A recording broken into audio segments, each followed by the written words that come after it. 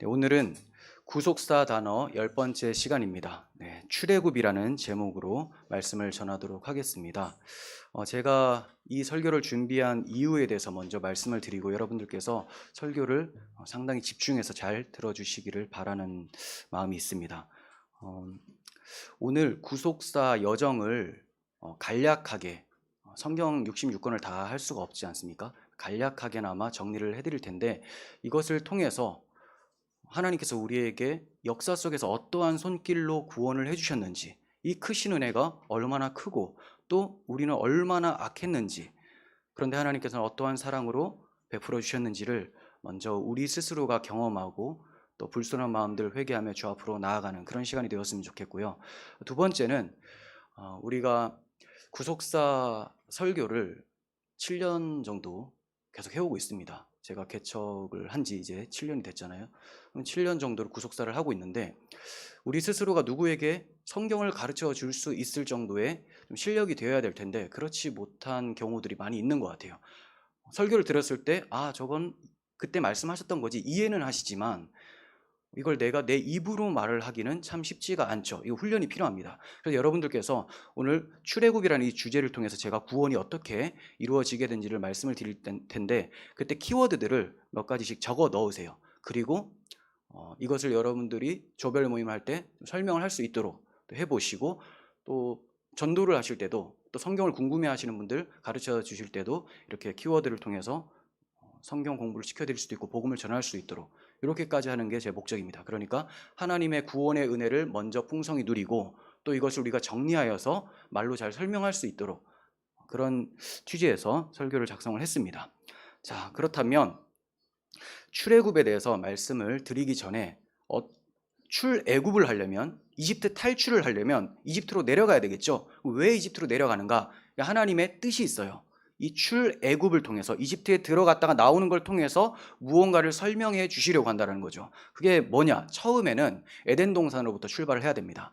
에덴 동산은 하나님과 첫사람 아담과 하와와 아주 긴밀한 관계의 교제 속에서 행복하게 지냈었던 곳이었었죠. 그런데 거기에서 아담과 하와가 범죄를 하게 됩니다. 하나님 말씀에 불순종을 해버리죠. 불순종의 근원은 교만입니다. 결국 불순종해서 하나님의 얼굴을 떠나서 추방을 당하게 됩니다. 추방을 당한 죄인이 이제 어떻게 살게 되느냐? 이전에는 하나님의 법 아래, 하나님의 사랑 안에서 살았는데 이제는 하나님 없이 자기의 힘으로 살게 되는 거예요. 자기의 힘으로. 자, 이게 뭐냐? 다른 말로 죄 아래 사는 겁니다. 하나님을 떠나서 자기 힘으로 자기 능력과 사는 것, 이게 죄예요.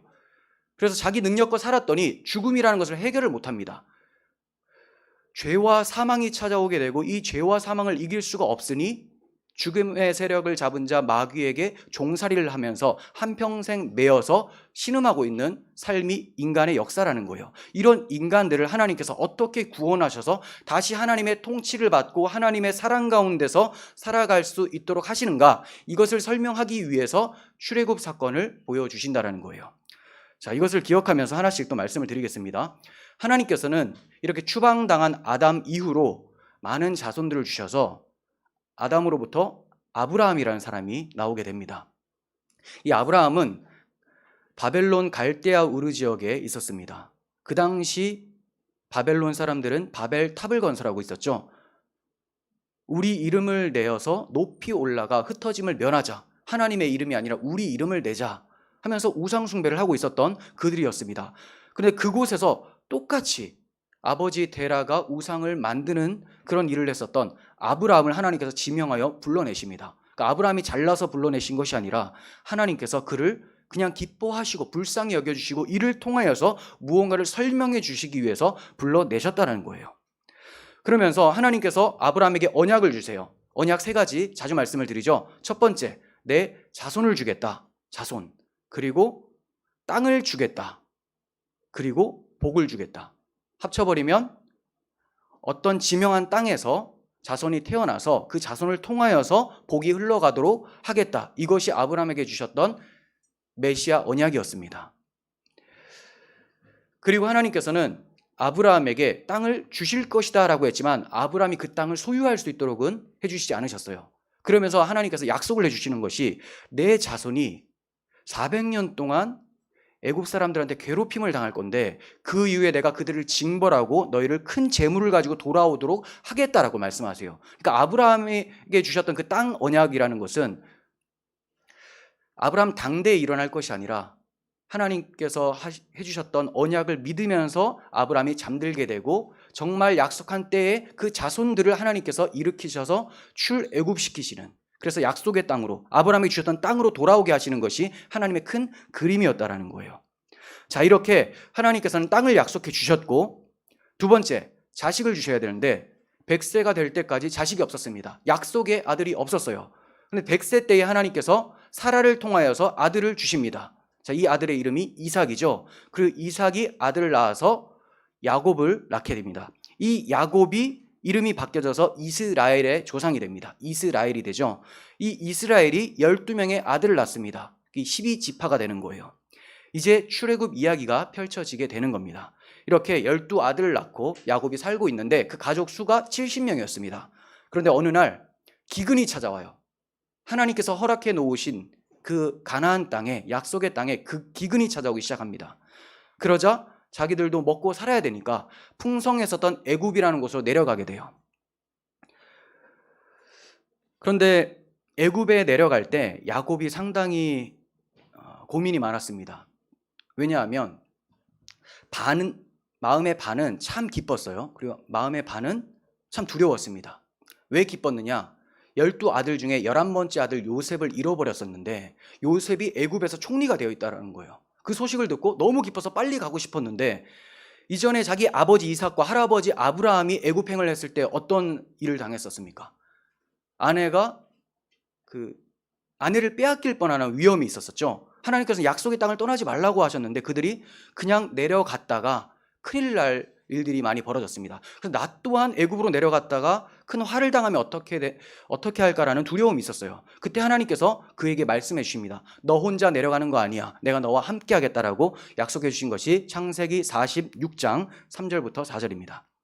나는 하나님이라 내 아버지의 하나님이니 애굽으로 내려가기를 두려워하지 말라. 내가 거기서 너로 큰 민족을 이루게 하리라. 내가 너와 함께 애굽으로 내려가겠고 반드시 너를 인도하여 다시 올라올 것이며 요셉이 그의 손으로 내 눈을 감기리라. 하나님께서 주셨던 약속을 하나씩 살펴봅니다. 나는 하나님이다. 어떤 하나님이냐? 내 아버지의 하나님이다. 자, 아버지의 하나님이라는 말은 자주 말씀드렸죠. 아브라함과 이삭과 야곱의 하나님이니 라는 표현은 바꾸어 말하면 언약의 하나님이니, 그 아브라함에게 언약을 약속하셨고 이삭에게도 약속하셨던 그 하나님이 지금 너에게도 약속하신다. 그 약속은 사라지지 않는다. 언약의 신실하신 하나님을 나타낼 때 아버지의 하나님, 이렇게 얘기를 하는 겁니다. 그러므로 애굽으로 내려가기를 두려워하지 말라. 왜? 혼자 내려가면 두려워할 수 있어요. 하지만 내가, 하나님이 거기에서, 애굽 땅에서 큰 민족을 이루게 하리라. 하나님의 주권이 나오죠. 내가 하겠다라고 말씀하세요. 그리고 내가 너와 함께 애굽으로 내려가겠고 거기서 끝나는 것이 아니라 약속한 그 땅으로, 이 땅으로 반드시 너를 인도하여 다시 올라오게 할 것이다. 그리고 네가 그토록 사랑했던, 잃어버렸었던 요셉을 다시 만나서 요셉이 너의 장례를 치르게 할 것이다. 이렇게 말씀을 해주시는 거예요. 엄청난 위로가 되는 거죠. 가장 큰 위로는 하나님이 함께 내려가시겠다는 겁니다. 하나님은 절대로 자기 백성을 홀로 두지 않으세요. 우리 눈에 보이지 않으신다고 해서 우리 홀로 있는 것이 아닙니다. 약속이 있다면, 우리가 약속을 믿고 있다면 하나님은 지금 내 마음에 찾아와 계시다라는 거죠. 자, 이렇게 이렇게 70명이 애굽으로 내려갔는데 시간이 흘러서 430년이 지났습니다. 하나님께서 이스라엘 백성들을 장정만 60만 명 이상이 되도록 만들어 내셨어요. 이것은 생육하고 번성케 하는 하나님의 능력인 겁니다. 분명히 창조기사 때도 아담과 하와에게 생육하고 번성하라고 말씀해 주셨죠. 근데 그것은 그들에게 능력이 있는 것이 아니라 하나님이 죄 없는 너희들과 함께 해줄 테니까 그러면 하나님의 복을 받고 생육과 번성이 있게 될 것이다 라고 했던 거예요. 그런데 저들이 죄를 짓고 하나님 앞에 추방을 당하게 되죠. 그래서 자식이 잘 태어나지 않는 일들이 구속사에서 많이 나타나는 거예요. 자, 하나님께서 그런데 그들을 긍휼히 여겨주시고 자식을 주시면 그 자식이 항상 메시아적인 역할을 하게 되죠. 구원자 역할을 하게 되는 것을 보게 됩니다. 자, 이렇게 애굽에 내려갔음에도 불구하고 60만 명으로 성장할 수 있었던 것은 하나님이 그들과 함께 계셨다, 생명의 주관자가 함께 계셨다라는 거예요. 그런데 새로운 왕조가 태어납니다. 자, 새로운 왕조가 딱 등극을 하자 애굽왕 바로가 요셉을 알지를 못해요. 이전엔 요셉이 애굽을 살렸잖아요. 총리였습니다. 그런데 그의 행적을 잘 알지 못하고 하나님을 잘 모르는 바로 왕이 세워집니다. 그리고 60만 명 이상으로 늘어난 이스라엘 백성들을 두려워하기 시작해요. 저들이 혹시 반역을 일으키면 어떡하나? 저들을 기선제압해야 될 텐데, 그러기 위해서 우리는 노역을 시켜야 되겠다. 그래서 아주 힘든 노동을 시킵니다. 그리고 더 이상 번성하지 못하도록 아이가 태어날 때마다 여자아이면 살려두고 남자아이는 죽여라, 이렇게 얘기를 합니다. 더 이상 번성하게 못하게 하기 위함이죠. 그렇게 고통 중에 박해를 받으면서 탄식하고 이스라엘 백성들의 부르짖음을 하나님께서 들으셨습니다. 그리고 언약을 기억하시고 그들을 돌아보셨다라고 출애굽기 2장이 마치게 되어져요. 중요한 것은 그들이 부르짖었다가 아니에요. 먼저 하나님께서 언약을 하셨다는 거죠. 그리고 그들로 하여금 부르짖게 하시고, 그러니까 고통이라는 것도 하나님의 섭리 가운데 나타나는 거예요. 왜 부르짖냐? 하나님의 언약을 기억하시려고. 그래서 고통도 그들에게 하나님의 손길 가운데 나타나게 된 것이고, 그들이 부르짖자 하나님은 이전에 아브라함과 이삭과 야곱에게 하셨던 언약을 기억하셔서 그들을 빼어내서 약속의 땅에 들이시겠다는 것을 성취해 가시는 거예요. 이게 출애굽으로 이어지게 됩니다. 자, 이러한 상황 가운데서 하나님께서 한 아기를 준비시켜 주십니다. 그 사람은 아브라함의 증손자 레위의 후손으로서 한 아기가 나게 되는데, 아버지와 어머니가 이 아기를 석 달 동안 숨깁니다. 남자아이기 때문에 태어나는 동시에 죽이라고 하거든요. 숨겼어요. 숨겼는데 애가 너무 이제 점점 커지고 울음소리도 커지니까 숨길 수가 없게 되자 아이를 갈대 상자에 넣어서 나일강에 흘려보냅니다. 이때 어머니 아버지의 마음이 어땠을까요? 그냥 이 아이는 하나님이 돌봐주지 않으면 이제 죽는다라는 생각을 했겠죠. 그러면서 아마 부모님들이 많이 기도하면서 많은 눈물로써 하나님을 구했을 것 같아요. 하나님께서 이 아기를 준비시켰기 때문에 이 아기가 나일강에서 죽지 않도록 만들어내십니다. 바로의 공주, 바로의 딸, 공주가 그 아이를 보고 입양을 합니다. 그러면서 더 큰 은혜는 이 유모를 이 아기의 어머니 요게벳이란 여인에게 시킵니다. 그러니까 이 아이는 자라나면서 요게벳의 젖을 먹으면서 성장을 하는 거죠. 그때 바로의 공주가 요게벳에게 이렇게 얘기를 해요. 나를 위하여 젖을 먹여라. 나를 위하여. 근데 요게벳이 과연 공주를 위해서 젖을 먹었을까요? 그렇지 않습니다. 하나님을 위해서, 주의 나라를 위해서 아기에게 젖을 먹이면서 아이를 양육을 합니다. 언제까지 먹은지는 모르겠지만 3살에서 한 5살 정도로 추정을 합니다. 그러니까 3년, 4년 정도를 계속 젖을 먹이면서 너는 유대인이고 하나님의 백성이라는 정체성을 심어줬을 거예요. 그러면서 장성하여 모세가 애굽의 왕자의 역할을 하면서 살아가게 됩니다. 그러다가 어느 날 동족 유대인들을 돌아보기 위해서 밖으로 나가요. 그런데 애굽 사람이 이 유대인을 엄청 박해를 하면서 괴롭히고 있는 거죠. 이때 이제 모세는 2가지 중에 결정을 해야 됩니다. 누구 편을 들 것인가? 자, 이거는 단지 민족이냐 아니면 내가 호화롭게 사는 거냐, 이 문제가 아니에요. 하나님이냐 아니면 마귀냐, 하나님이냐 하나님의 대적자냐를 선택해야 되는 상황이죠. 그래서 자기 동족 히브리인을 구하기 위해서 애굽 사람을 쳐서 죽이게 됩니다. 이것을 히브리서에서는 믿음으로 모세가 그 애굽의 왕자라는 것을 버리고 하나님을 위해서, 그리스도를 위해서 참는 수모를 참았다라고 설명하고 있습니다. 믿음으로. 자, 이렇게 모세가 사람을 죽이고 이제 소문이 나자 미디안 광야로 도망을 가게 됩니다. 그리고 거기서 40년 동안 지내면서 광야 생활을 하는데 자식도 태어나고 가정을 꾸리게 돼요. 나이가 상당히 많아졌습니다. 피신할 때의 나이가 40살, 그리고 40년 동안 훈련을 받았으니까 80이 되었죠. 회복 불가능해 보이는 이스라엘을 아주 무능해 보이는 80세 노인을 세우셔서 하나님께서는 구원하기로 작정을 하셨던 거예요. 도무지 나라도 문제고 구원자도 상당히 문제가 있어 보입니다. 이것은 무엇을 뜻하느냐? 하나님께서 사람의 외모로 능력을 발휘하지 않으신다는 거예요. 그 사람이 하나님만 바라보고만 있으면 하나님께서 그를 쓰셔서 하나님의 권능을 나타내 보이겠다라는 것이죠. 이렇게 하나님께서 어느 날 모세를 불러내십니다. 불붙은 떨기나무에서 그를 만나주세요. 왜 불붙은 떨기나무냐? 지금 이스라엘의 모습이 이와 같다는 거예요. 떨기나무 아주 초라하고 작습니다. 그런데 불이 붙었어요. 고난당하는 중이에요. 하지만 타지를 않아요. 이렇게 이스라엘 백성들이 왜 고난 중에서도 사라지지 않느냐? 하나님이 그들과 함께 계시기 때문이다. 그렇게 하나님께서는 모세를 만나주시고 모세에게 소명을 주십니다. 그러면서 하나님은 스스로를 소개를 하는데 나는 스스로 있는 자다 이렇게 말씀하세요. 스스로 있는 자, 이게 무슨 말입니까? 저는 예담이의 아빠고 여러분들의 목사고 밝은빛 교회에서 담임하고 있고 이렇게 이제 설명이 되어져야 되잖아요. 근데 하나님에 대해서는 설명할 어떤 다른 것들을 가지고 올 게 없어요. 나는 스스로 있는 자다.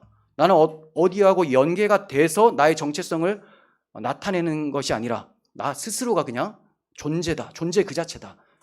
하나님만이 존재 그 자체시고 나머지는 그 하나님 안에서 생명을 얻을 수가 있는 거예요. 존재의 의미를 부여받을 수 있는 거죠. 하나님께서는 스스로가 존재 자체, 창조주심을 나타내셨고 또 스스로 있는 자다라고 하니까 필요한 것이 없어요. 자충족적이신 분이십니다. 그래서 하나님께서는 당신의 백성들에게 이 스스로 충만하신 하나님께서 아주 궁핍해 보이는 자기 백성들을 구원해 주시고 먹이시고 입히시고 회복시켜 주시겠다라고 말씀하고 계셨던 거예요. 하나님께서는 언약에 신실하신 분이십니다. 그러므로 구원이 아주 확실합니다. 그래서 모세에게 말씀을 하시는데 그것이 오늘 본문이에요. 다시 봅니다. 이제 애굽 사람이 종으로 삼은 이스라엘 자손의 신음소리를 내가 듣고 나의 언약을 기억하노라. 그러므로 이스라엘 자손에게 말하기를 나는 여호와라. 내가 애굽 사람의 무거운 짐 밑에서 너희를 빼내며 그들의 노역에서 너희를 건지며 편팔과 여러 큰 심판들로서 너희를 속량하여 너희를 내 백성으로 삼고 나는 너희의 하나님이 되리니 나는 애굽 사람의 무거운 짐 밑에서 너희를 빼낸 너희의 하나님 여호와인 줄을 너희가 알지라. 자, 하나님께서는 어떤 하나님이냐? 자기 백성을 구원하시는 하나님이다. 중요한 단어가 나옵니다. 뭘까요? 건지는데 어떻게 건지냐? 속량해서 건진다라고 나오죠. 속량해서. 값을 지불하고 너희를 건져내겠다라고 말씀을 해주셨어요. 자, 어떤 식으로 값을 지불해 주시고 이들을 이집트 탈출을 시키는가, 출애굽시키는가, 이것을 좀 말씀을 드리겠습니다. 하나님께서 이제 모세를 세우시고 바로에게 보내십니다. 가서 전하라고 해요. 내 백성을 보내라. 그러면 그들이 나를 섬길 것이다. 그런데 바로가 어떻게 합니까? 아주 완강히 저항을 해요. 여호와? 그게 누군데? 나는 여호와를 알지 못하기 때문에 이스라엘을 보내지 못하겠다 이렇게 해요. 그래서 하나님께서 회초리를 하나씩 대시죠. 이 회초리는 사실 아무것도 아닙니다. 우리가 볼 때 10가지 재앙을 내리실 때 이 10가지 재앙이 엄청난 것 같지만 하나님 편에서는 그 10가지의 재앙을 나타내려고 하셨던 것이 아니에요. 자, 무슨 말이냐? 나일강을 피로 물들게 하죠. 그리고 뭐 개구리, 이, 파리 재앙, 뭐 여러 가지 재앙들을 막 내려요. 그렇지만 바로가 용서를 구할 것 같다가도 다시 마음을 완강하게 하는 것을 보게 됩니다. 왜 그럴까요? 마지막 10번째 재앙을 계시하기 위해서 9번째를 나타내 보이신 거예요. 9번째가 물론 엄청난 하나님의 능력이긴 하지만 이런 외부적인 힘으로는 바로가 꿈쩍을 하지 않더라. 근데 마지막 그 한 가지 재앙, 하나님께서 그렇게 말씀하시거든요. 내가 한 가지 재앙을 너희에게 보이리니 그리고 한 가지 표징을 보여주겠다. 그 표징이 뭐냐? 10번째 재앙에서 나타난다는 거예요. 10번째 재앙이 뭐였습니까? 애굽에 살고 있었던 모든 장자들을 하나님이 다 죽이시겠다라는 거예요. 그런데 죽지 않으려면 어린 양을 잡아서 문 설주와 문 인방에 피를 발라서 그 집 안에 들어가 있어라. 문 닫고 들어가 있어라. 그럼 산다. 이렇게 말씀하셨던 거예요. 정말로 그 날이 되자, 때가 되자 하나님께서는 죽음의 사자를 보내셔서 그 장자들을 심판하십니다. 장자들이 죽었다는 것은 그 집안의 사람들이 다 죽었다는 의미를 가지고 있어요. 대표성 원리이기 때문에. 그런데 어린 양의 피를 발랐던 이스라엘 집에는 죽음이 없었습니다. 이것을 통해서 하나님께서 무엇을 말씀하시려고 하느냐?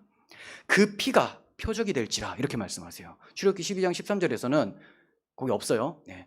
그 피가, 어린 양의 피가 표적이 될 것이다. 사인이다라는 거예요. 사인. 무슨 사인이냐? 이게 바로 출애굽의 사인이고 이것이 바로 하나님의 구원의 사인이라는 겁니다.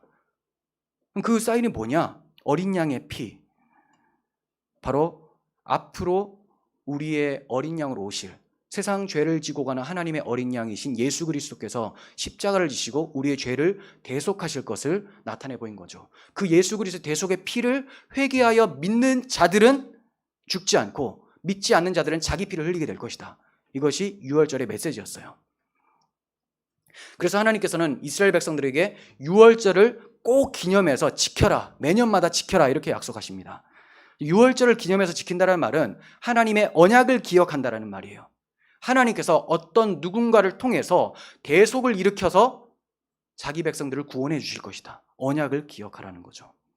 이 유월절이 너무나 중요하기 때문에 이스라엘 백성들이 출애굽한 그날, 유월절이죠. 그 날을 가리켜서 달의 첫날이다. 그리고 해의 첫 번째 달로 정해라 이렇게 얘기해요. 유월절이 있는 날이 이스라엘 백성들에게 정월이 되는 거예요. 이 말은 유월절이 그들의 시작이라는 겁니다. 유월절 있기 전에는 이들이 태어나지 않았다는 거예요. 이전에는 바로의 속박 속에서 괴로워하면서 살고 있었는데 이제는 드디어 하나님의 백성으로 탄생하게 되었다는 것을 유월절을 통해서 보여주고 있는 거죠. 그러니까 유월절 없으면 이들은 하나님을 섬길 수 없는 자들이에요. 우리에게 예수 그리스도의 피가 없으면 하나님을 바라볼 수도 없고 섬길 수 없는 죄인으로 남게 되는 것이죠. 그래서 유월절을 지키라고 말씀하셨던 거예요. 그래서 사복음서를 보면 모두 초점이 유월절에 초점이 맞춰지는 것을 보게 됩니다. 자, 이렇게 이스라엘 백성들은 출애굽을 하게 되는데 첫 번째 만나게 되는 관문이 홍해죠. 지금 하나님의 권능의 팔로 홍해를 가르시고 지나가게 하십니다. 자, 광야 생활을 하게 되는데 40년 동안 이들이 하나님 앞에 불평, 원망을 엄청나게 해요. 하나님께서는 저들을 그 자리에서 다 멸하지 않으시고 계속해서 참으시면서 은혜를 베풀어 주십니다. 불과 구름 기둥으로 인도해 주시죠. 이것은 하나님께서 그들과 함께 계시다라는 표현입니다. 하나님이 광야에서 자기 백성들을 알아서 건너가라고 한 것이 아니라 내가 너희와 함께 있다. 애굽으로 내려갈 때도 함께, 올라올 때도 함께, 약속의 땅으로 행진할 때도 함께 있다라는 것을 불과 구름 기둥으로 보여주셨어요. 그들이 먹을 것이 없고 물이 없자 하나님께 또 불평 원망합니다. 그렇지만 하나님께서는 하늘에서 그들과 아무 상관없는 그들의 인간의 행위로 얻어낼 수 없는 하늘에서의 음식을 내려줍니다. 만나를 내려주시죠. 이 만나 또한 예수 그리스도께서 오병이어 사건을 베푸실 때 말씀해 주셨죠. 내가 바로 생명의 떡이다. 나를 먹고 마시는 자는 영원히 살리라라고 말씀해 주셨어요. 그리고 나서 이스라엘 백성들이 만나게 된 것은 물이 없어서 또 원망할 때 하나님께서는 반석을 쳐서 물이 나오게 해주시죠. 이것도 요한복음에서는 오병이어 사건 바로 이후에, 오병이어 사건이 요한복음 6장이거든요. 그런데 요한복음 7장에서 물을 마시게 되는 것, 나를 믿는 자는 성경에 이른 것 같이 배에서 생수의 강이 흘러나올 것이다 이렇게 말씀해 주세요. 그러니까 똑같아요. 광야에서도 만나를 먼저 먹고 또 반석에서 물을 마신 것처럼 예수님께서도 오병이어 사건을 통해서 예수님 스스로가 진짜 만나였다는 걸 보여주시고 또 그 이후에 예수님이 정말 생수라는 것을 나타내 보여주신 거예요. 이스라엘 백성들이 생수를 어떻게 얻었습니까? 반석을 쳤죠. 하나님께서 분명히 말씀하세요. 정관사 덜을 써서 그 반석을 치라. 그리하면 물이 나올 것이다. 그래서 치다라는 단어는 죽이다라는 히브리어라고 말씀을 드렸죠. 그래서 예수 그리스도께서 치심을 당할 때에 생수의 강이 나타나게 된다는 것. 이 생수는 예수 그리스도를 믿는 자들이 받을 성령을 가리킨 것이다 라고 요한복음에서는 또 설명이 되어져 있어요. 근데 아직까지는 예수께서 영광을 받으시지 않으셨기 때문에 성령이 오시지 않았다라고 나옵니다. 그 영광이 뭐냐? 예수님의 십자가와 부활인 거죠. 예수님이 십자가를 지시고 부활하셨을 때 우리에게 생수의 강이 되시는 성령을 보내주심으로 우리는 그 성령을 받으면 이제 궁핍하거나 목마름이 없는 상태예요. 이전에는 영혼이 하나님이 없어서 공허한 상태였고 하나님을 대신하여서 세상의 것들로 막 채우려고 노력을 했었는데 이제 그런 것이 아니라 하나님으로 만족할 수 있는 상태가 되었다는 거예요. 이게 그리스도인의 정체성이고 힘이라는 겁니다. 근데 오늘날 그리스도인이 정말 그렇습니까? 내 안에 정말 성령이 계시다면 생수의 강이 배에서 막 흘러나와야 되는데 난 적이 없어서 아쉽고 막 자격지심 느끼고 문제죠. 자격지심, 불평, 원망 이런 것이 다 광야에서 이스라엘 백성들이 은혜를 잊었을 때 하는 행동들 아닙니까? 근데 오늘날 교회에서도 이런 모습이 너무나 많이 나타나고 있다는 거예요. 이렇게 하나님께서는 이스라엘 백성들이 그렇게 많이 반역을 했음에도 불구하고 당신의 언약을 이루시기 위해서 그들을 포기하지 않으시고 끝까지 약속의 땅으로 데려가십니다. 결국 반역한 저들을 결국 다른 주인의 속박에서 건져서 하나님을 주인으로 섬기게 만들어 내시는 거예요. 그렇게 시간이 흘러서 40년이 지나 약속의 땅 가나안으로 돌아오게 됐습니다. 자, 아브라함에게 약속하셨던 그 땅을 이제 이들이 차지하게 된 겁니다. 그런데 거기서 하나님을 제대로 섬긴 것이 아니라 또다시 불신과 불순종을 반복하게 돼요. 그러자 하나님께서는 여러 선지자들을 보내서 경고를 하십니다. 자, 너 그 죄악된 길에서 돌이켜 회개하라. 그리고 다시 회복하라. 무엇을? 언약을. 메시아 언약.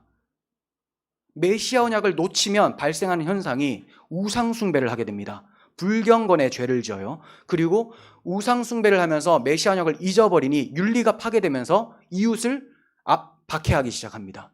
불의를 행하게 돼요. 불경건함과 불의함에 대해서 하나님의 진노가 하늘로부터 내려온다고 로마서 1장에서 말씀하고 있습니다. 이러한 죄들을 저들이 계속해서 짓습니다. 결국 하나님께서는 아주 위대한 왕 다윗을 세워주셨음에도 불구하고 다윗의 아들 솔로몬이 초반에는 잘하다가 후반에 또 이방 여인과 결혼하면서 우상 숭배를 하게 되죠. 그러자 하나님께서는 솔로몬에게 말씀하십니다. 이제 너의 아들 때에 이르러 남북으로 나누어지게 될 것이다. 내가 너에게 징계를 하고 싶지만 아버지 다윗을 봐서 너 때에는 아니고 네 아들 때에 그것을 일으키겠다라고 말씀하세요. 정말로 이 에브라임 지파의 여로보암이라는 사람이 솔로몬의 아들 르호보암을 대적하여서 남북을 찢어버립니다. 그래서 북이스라엘, 남유다가 되어지죠. 자, 북이스라엘은 BC 722년에 아수르가 쳐들어와서 패망하게 되고 다 끌려가게 됩니다. 그리고 남유다는 BC 586년에 바벨론 포로로 끌려가게 됩니다. 자, 그런데 중요한 것은 야, 또 끌려가나? 참 불쌍하다라고 하겠지만 하나님은 너무나 신실하시고 자기 백성을 너무나 아끼세요. 그때도 같이 가신다라는 거예요. 입 바벨론을 할 때, 입 애굽을 할 때 항상 하나님은 함께 하셨습니다. 자, 입 바벨론을 할 때 어떻게 되는지 봅니다. 에스겔 11장 16절. 내가 비록 그들을 멀리 이방인 가운데로 쫓아내어 여러 나라에 흩었으나 그들이 도달한 나라들에서 내가 잠깐 그들에게 성소가 되리라. 거기에 성소가 어디 있어요? 예루살렘 성전은 불탔습니다. 근데 여기서 성소를 다시 세운다는 말입니까? 그게 아니에요. 너희들이 비록 끌려가게 되지만 내가 너희와 함께 하겠다는 그 약속을 믿고 있으면 내가 너와 함께 있는 것이다. 거기서 성소를 마련해서 그 믿음의 성소를 통하여서 네가 나와 함께 있다는 것을 확인시켜 주겠다라고 약속해 주신 거죠. 그래서 이렇게 언약을 가지고 있었던 사람들, 정말 여호와라는 성소를 지니고 있었던 사람들의 특징은 다니엘과 같이 어떠한 박해가 찾아와도 하루 3번 예루살렘을 향하여 창문을 열고 하나님께 기도를 하죠. 언약을 기억하면서 지금 나와 함께 하신 하나님, 하나님께서 약속하신 70년이 차면 우리를 약속의 땅으로 돌아오게 하실 것입니다. 이렇게 기도를 하는 거예요. 정말 하나님께서는 돌아오게 하실 것을 약속해 주셨습니다. 이사야 48장 20절. 너희는 바벨론에서 나와서 갈대아인을 피하고 즐거운 소리로 이를 알게 하여 들려주며 땅 끝까지 반포하여 이르기를 여호와께서 그의 종 야곱을 구속하셨다 하라. 여호와께서 그들을 사막으로 통과하게 하시던 때에 그들이 목마르지 아니하게 하시되 그들을 위하여 바위에서 물이 흘러나게 하시며 바위를 쪼개서 물이 솟아나게 하셨느니라. 자, 후반에는 출애굽했을 때 광야에서 베풀어 주신 하나님의 은혜들을 얘기를 했죠. 이것과 같이 너희가 비록 바벨론 포로에 있을지라도 하나님께서는 반드시 너희를 되돌아오게 할 것이다. 너희와 함께 하시며 너희를 보호하실 것이다. 또 약속해 주신 거예요. 여러분, 이것을 이스라엘에게만 하셨던 약속으로 보시면 안 돼요. 지금 우리에게 그렇게 말씀하고 계시는 거예요. 우리가 사는 이 세상이 바벨론과 같은 세상 아닙니까? 요한계시록에서는 큰 성 바벨론이 세상이라고 합니다. 근데 그 세상이 어떻게 됩니까? 무너졌도다 무너졌도다 큰 성 바벨론, 이렇게 얘기를 해요. 바벨론이 박살이 나고 이스라엘 백성들이 귀환하게 되는 것처럼 우리도 이 세상이 새로운 형질로 불에 다 타고 바뀌어져서 하나님이 원하시는 새 예루살렘과 새 땅이 이룩하게 될 것이고 우리는 거기에 들어가게 될 거예요. 이 약속을 우리의 약속으로 받을 수 있어야 된다는 거죠.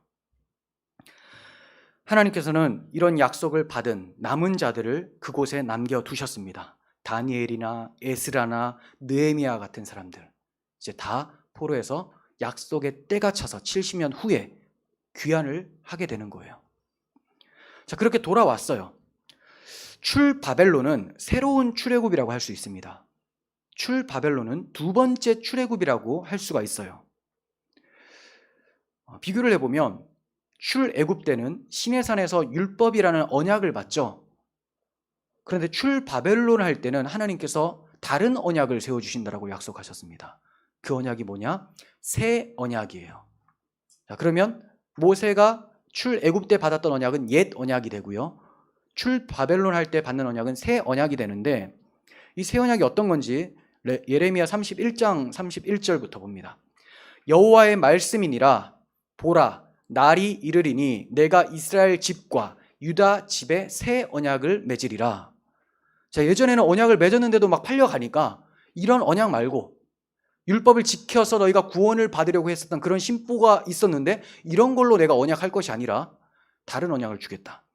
이 언약은 내가 그들의 조상들의 손을 잡고 애굽 땅에서 인도하여 내던 날에 맺은 것 같지 아니할 것은 내가 그들의 남편이 되었어도 그들이 내 언약을 깨뜨렸음이라. 그렇죠.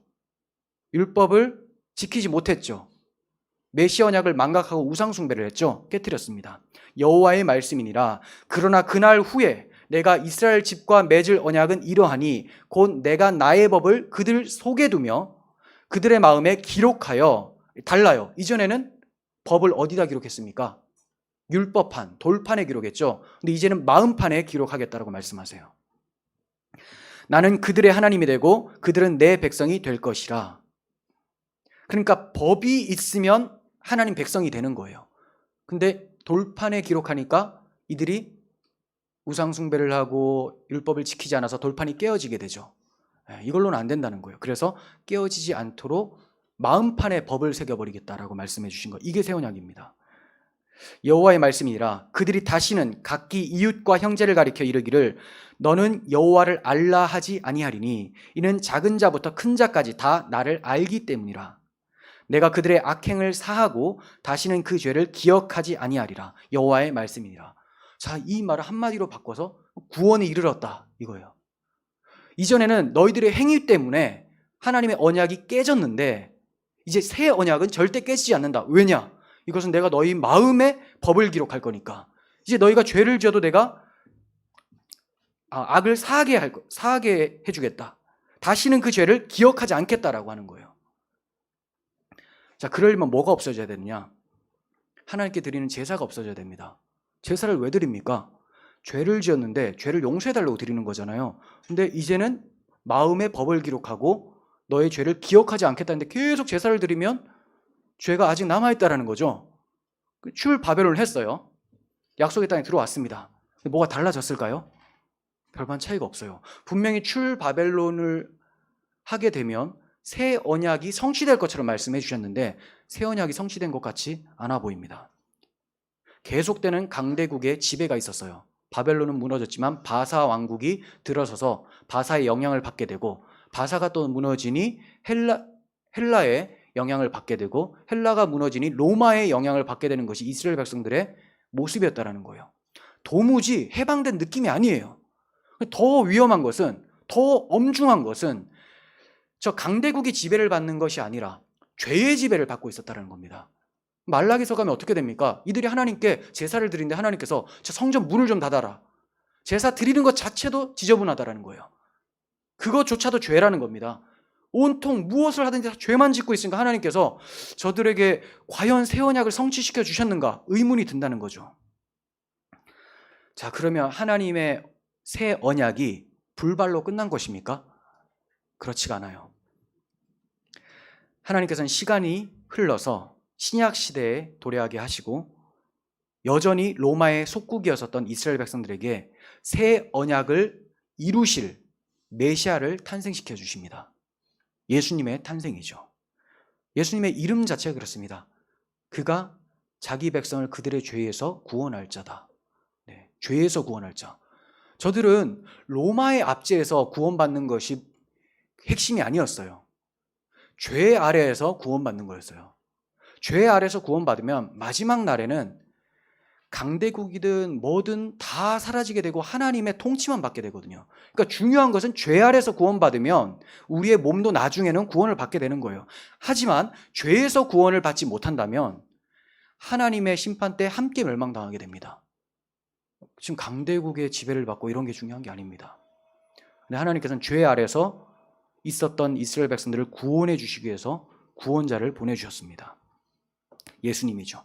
그리고 예수님의 이름을 임마누엘이라고도 해주셨어요. 하나님이 그들과 함께 계시다. 함께 계신다라는 것은 예수님이 바로 성전이라는 말입니다. 성전을 지으신 이유는 하나님께서 자기 백성들과 함께 하시기 위해서였죠. 근데 예수님이 성전이시니 이제 성전이 필요 없어지겠죠.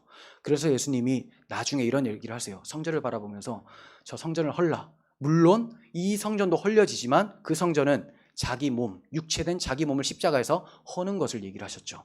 그리고 자신이 헐려지고 부활하실 때 새로운 성전으로 세워져서 그 성전 예수 그리스도 안으로 사람들을 불러 모아주시는 거예요.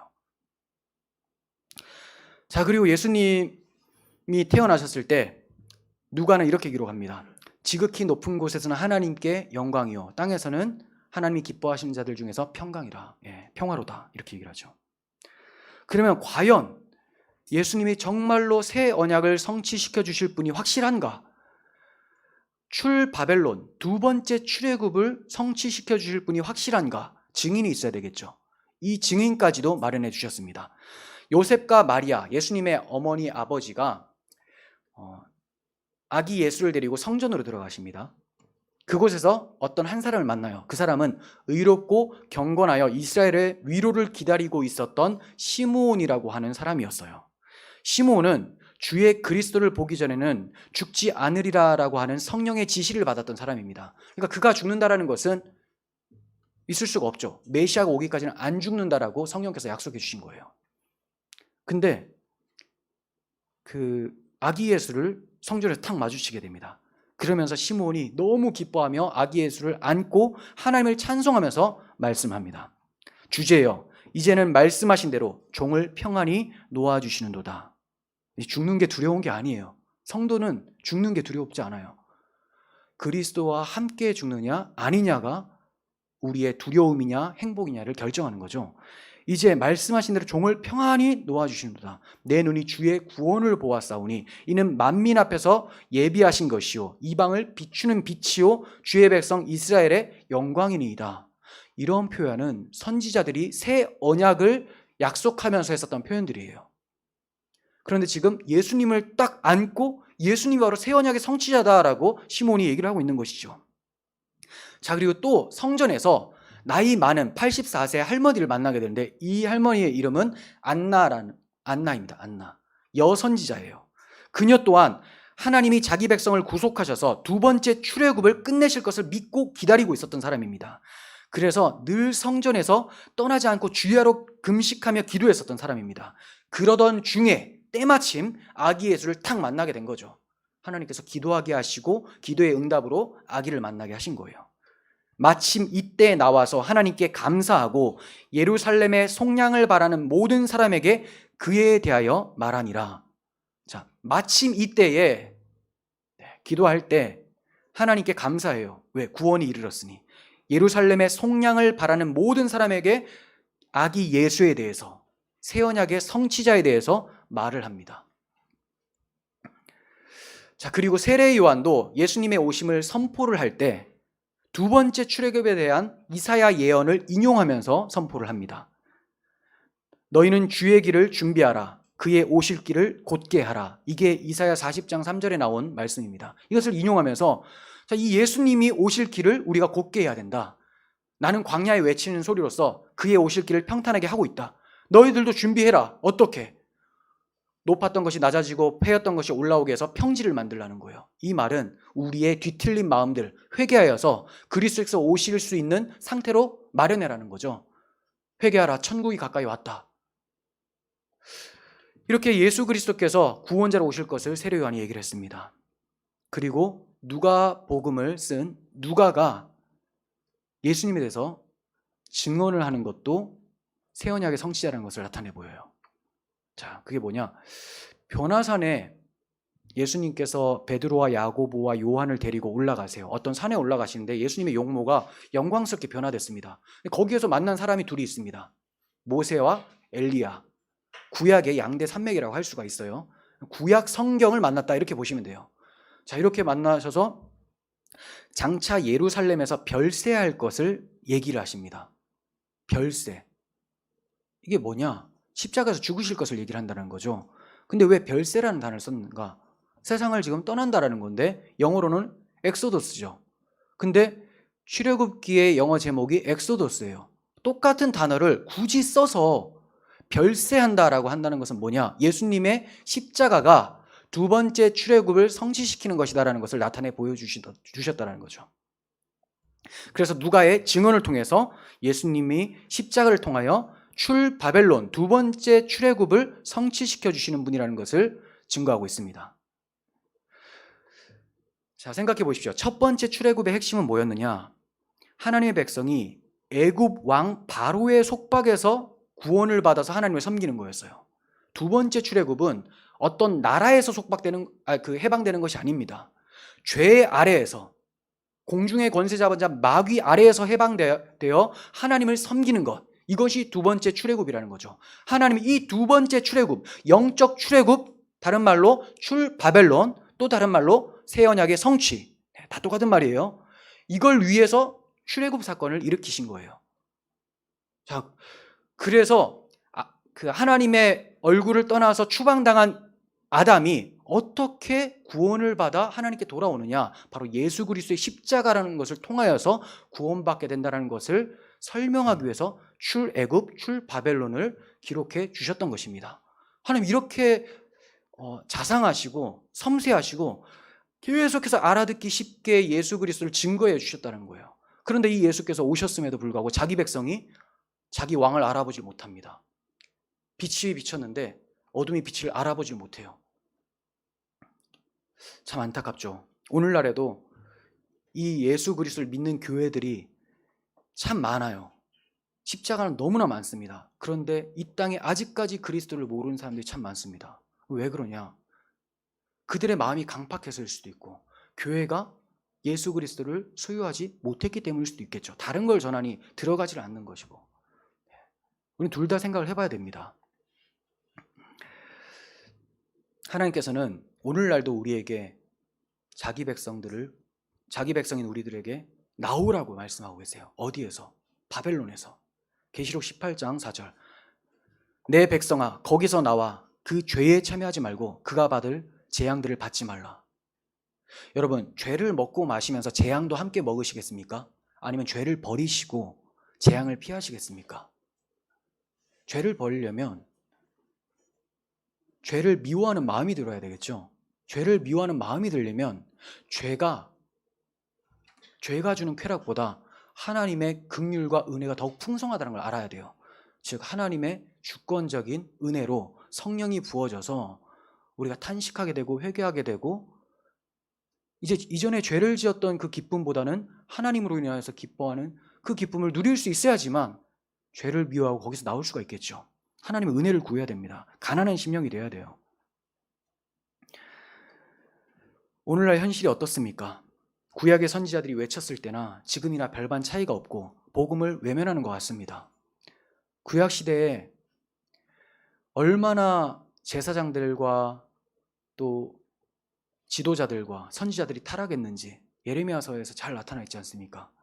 여호와께서 그의 모든 종 선지자를 너희에게 끊임없이 보내셨으나 너희가 순종하지 아니하였으며 귀를 기울여 듣지도 아니하였도다. 호세아 11장 7절. 내 백성이 끝끝내 내게서 물러가나니. 끝끝내. 여기서 하나님 마음이 표현이 돼요. 그렇게 불렀는데 야, 끝내 가냐? 이 말이에요. 끝내 가냐? 근데 하나님 포기를 안 하시죠. 끝끝내 내게서 물러가나니 비록 그들을 불러 위에 계신 이에게로 돌아오라 할지라도 일어나는 자가 하나도 없도다. 즉 하나님의 주권적인 선택과 부르심이 아니면 아무도 돌아오지 않았다는 거야. 아무도. 여러분들이 이곳에 나와서 정말로 진정으로 그리스도를 찾고 있다면 너무나 놀라운 하나님의 은혜인 거죠. 그리고 이런 코로나 사태 때 오기도 어렵고 막 괜히 나 전염병 걸리는 거 아니야? 이런 위축될 수 있는 상황에서도 그게 중요한 게 아니다. 물론 우리가 방역에 철저하게 해야 되고 우리의 건강을 살펴봐야 되겠지만 내 생명보다 더 중요한 건 진정한 생명, 예수 그리스도의 복음이다. 이것 때문에 나온 거고 그리스도 안에서 교제 때문에 나왔다. 하나님의 역사죠.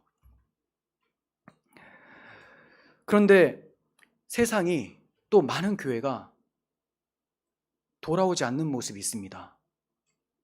여전히 강팍해요. 왜 이렇게 강팍하게 되었고 하나님의 진노가 눈앞에 다가오게 되었습니까? 예레미야 5장 30절.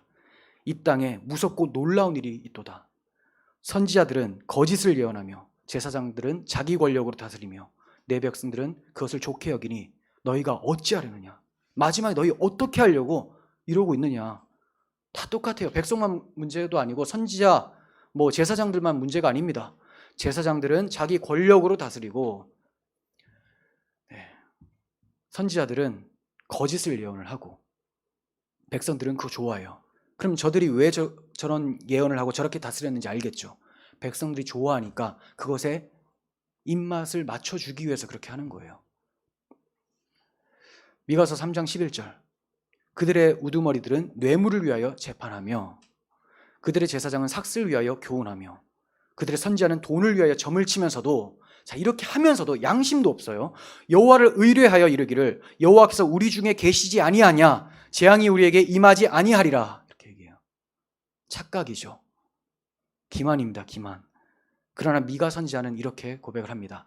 다른 제사장들, 다른 선지자들 다 형편없이 거짓을 행할 때 오직 나는 여호와의 영으로 말미암아 능력과 정의와 용기로 충만해져서 야곱의 허물과 이스라엘의 죄를 그들에게 보이리라.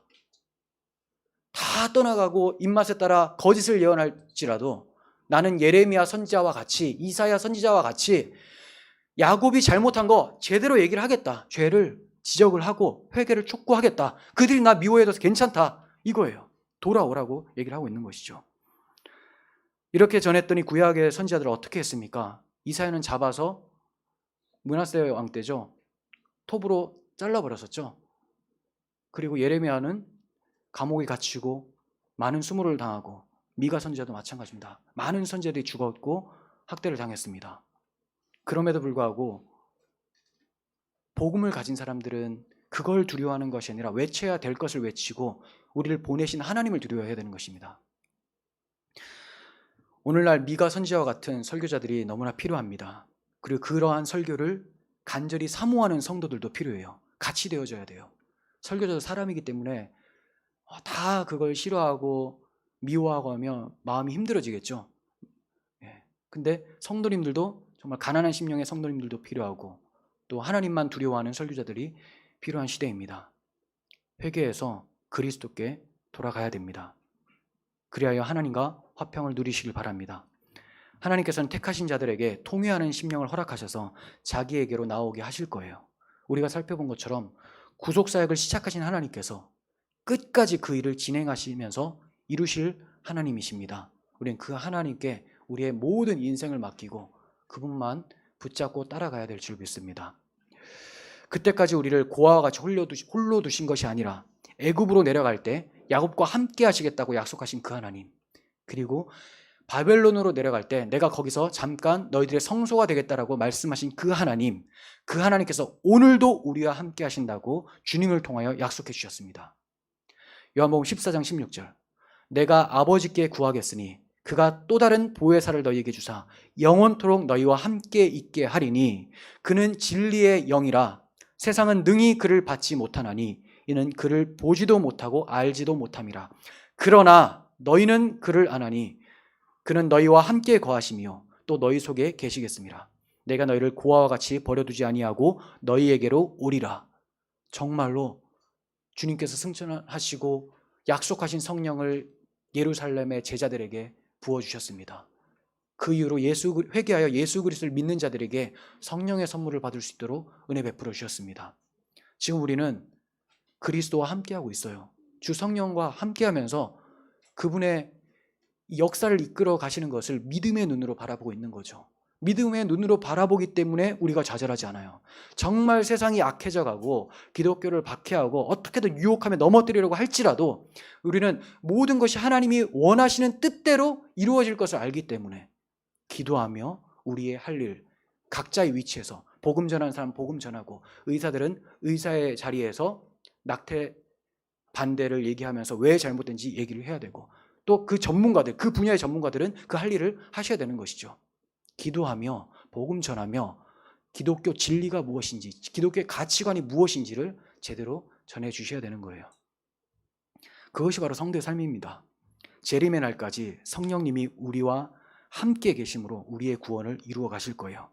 그리고 마침내 사도 요한이 들었었던 그 음성이 성취된 것을 경험하게 될 것입니다. 계시록 21장 3절, 내가 들으니 보좌에서 큰 음성이 나서 이르되 보라, 하나님의 장막이 사람들과 함께 있음에 하나님이 그들과 함께 계시리니 그들은 하나님의 백성이 되고 하나님은 친히 그들과 함께 계셔서 모든 눈물을 그 눈에서 닦아주시니 다시는 사망이 없고 애통하는 것이나 곡하는 것이나 아픈 것이 다시 있지 아니하리라. 처음 것들이 다 지나갔음이로라. 네. 인류 최대의 수건이 이루어진 거예요. 아담이 하나님의 면전에서 추방을 당했는데 이제 하나님과 함께하게 됐고, 하나님이 그 눈에서 눈물을 닦아주시고 아픈 것이나 애통하는 것이나 곡하는 것이 없도록 처음 것이 다 지나가게 하신다는 거죠. 무엇을 통하여? 두 번째 출애굽, 예수 그리스도의 십자가의 구속을 통하여서 그 은혜를 알고 그 은혜에 이끌려서 사는 자들은 반드시 이 음성을 동일하게 듣고 성취를 경험하게 될 것입니다. 여러분, 우리 스스로가 먼저 회개를 해야 됩니다. 이곳에 예수 그리스도를 혹시 믿지 않는 사람이 있다면 내 죄가 얼마나 끔찍한지, 이 죄로 인해서 하나님이 얼마나 무서운 심판을 내리셨는지 우리 역사 속에서 봤잖아요. 하나님이 자기 아들에게도 우리의 죄를 대신하시니 그렇게 무자비하게 형벌을 하셨더라. 근데 그 아들을 붙잡지 않는다면 나에게 떨어질 형벌을 어떻겠느냐. 이걸 두렵고 떨리는 마음으로 인지하시고 회개하셔야 됩니다. 그리고 그 하나님의 복음, 하나님께서 그렇게 회개한 자들에게 필요한 복음, 예수 그리스도의 복음을 제시하실 때 그 예수 그리스도 영접하시길 바랍니다. 그리고 그것으로 그치는 것이 아니라 날마다 성령을 간구하십시오. 성령을 간구하지 않고 내 힘으로 살았다면 그것을 또 회개하십시오. 그렇게 성령 충만히 마지막 날까지 주를 위해 살다가 주님 부르시는 그날에 주님과 함께 만나며 우리 모두 함께 주님을 찬양하는 그런 날이 되었으면 좋겠습니다. 기도하겠습니다. 하나님 아버지, 구속사의 여정을 간략하게나마 살펴봤습니다. 하나님의 손길을 보면 어떻게 우리를 사랑하셨을까? 포기하셔도 됐을 텐데 정말 언약에 신실하시고 긍휼이 많으시고 사랑이 많으신 하나님이시구나, 이것을 알게 됩니다. 그러면서도 하나님의 아들에게 무자비한 심판을 내리신 것처럼 하나님의 공의는 너무나 확실하다는 것도 깨닫게 됩니다. 이 엄청난 공의의 진노를 피하기 위해서 우리에게 하나님의 아들을 내어주셨으니 그 아들을 모두 다 회개하여 믿게 해주시고 이제 믿는 우리들이 성령과 동행하며 복음의 삶을 살고 복음을 증거하며 세상과 대항하여 싸우며 이 세대를 본받지 않고 하나님의 선하시고 기뻐하시고 온전하신 뜻이 무엇인지 분별하며 살도록 은혜 베풀어 주시옵소서. 우리에게 풍성한 은혜, 예수 그리스도를 선물로 주신 하나님께 감사드리며 우리 구주 예수 그리스도의 이름으로 기도합니다. 아멘.